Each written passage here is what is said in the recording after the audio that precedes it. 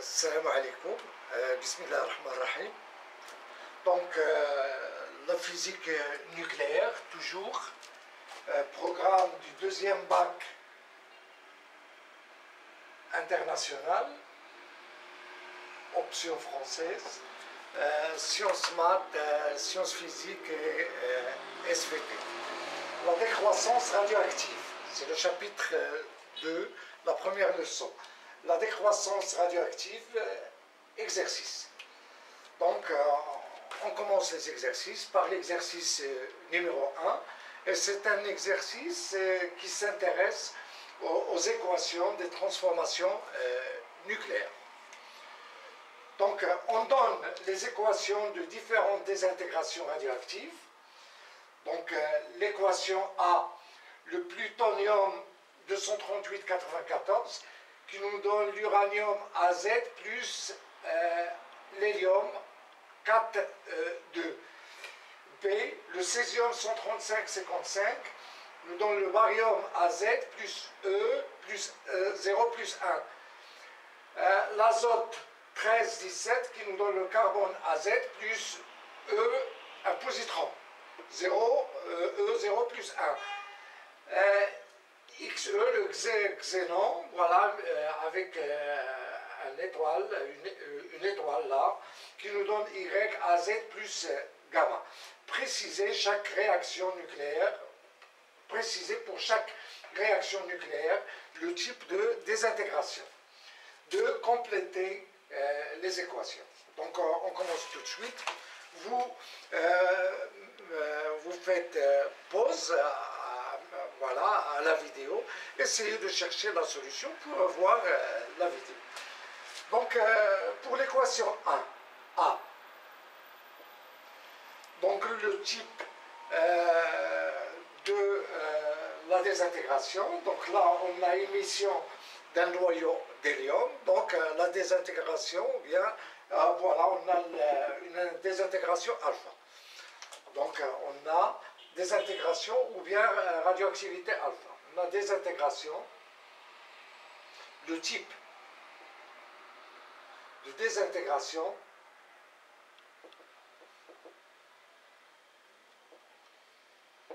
c'est alpha. Voilà. Et pour compléter les équations, il suffit de chercher A et Z. Donc pour cela, on utilise la loi de Soddy.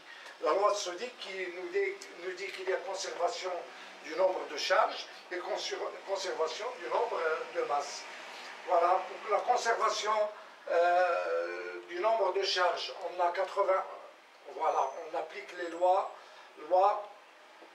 de Soddy. Voilà, conservation de la charge, on a, voilà, du nombre de charges, 94 est égal à Z plus 2, ça implique que Z est égal à 92. Et pour la conservation du nombre de masses, on a 238 qui est égal donc à A plus 4, dit que A est égal donc à 234.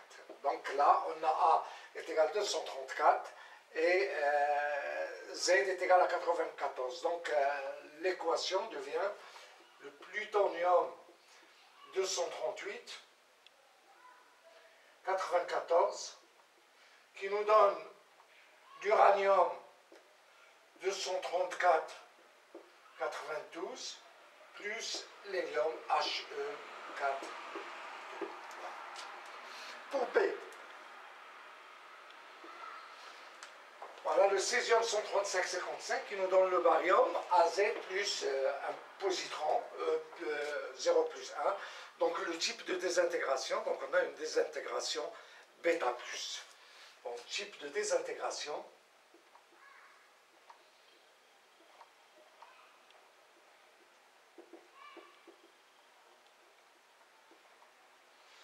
c'est bêta plus. Donc pour trouver A et Z, il suffit aussi d'appliquer la loi de Soddy.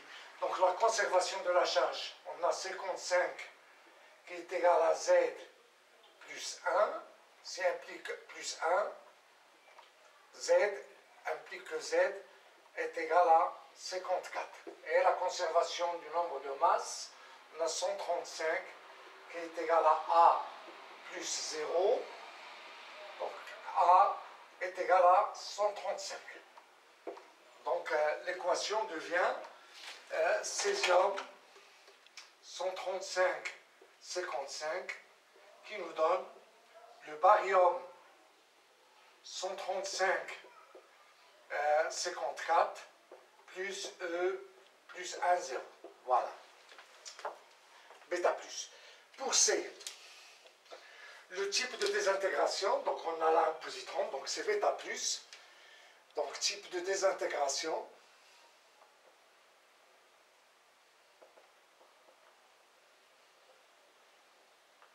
C'est bêta plus.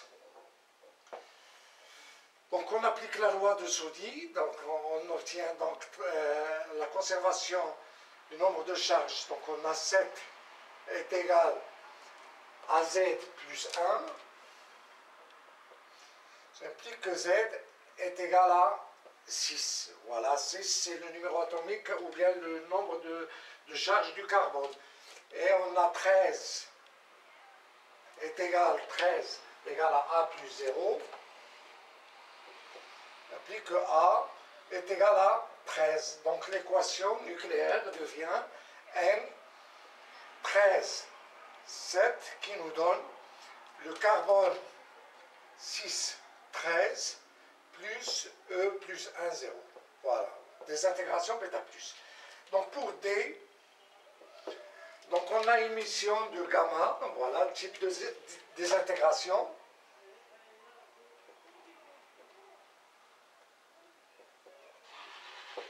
Voilà, gamma, donc voilà, gamma. Et gamma est une onde électromagnétique. Donc voilà, ça, on obtient la désintégration gamma lorsque le noyau est excité. Lorsqu'il perd son excitation, il nous donne gamma, qui est une onde électromagnétique. Donc YAZ n'est rien que le xénon 133, 54. Donc voilà, donc, on a XE 133, 54 qui nous donne, voilà, ça c'est excité, le noyau perd son excitation, et on obtient XE 133, le même noyau, plus gamma. Voilà, donc ainsi se termine cet exercice. Et si vous aimez ce contenu, faites j'aime et s'abonnez à la chaîne. Et à bientôt.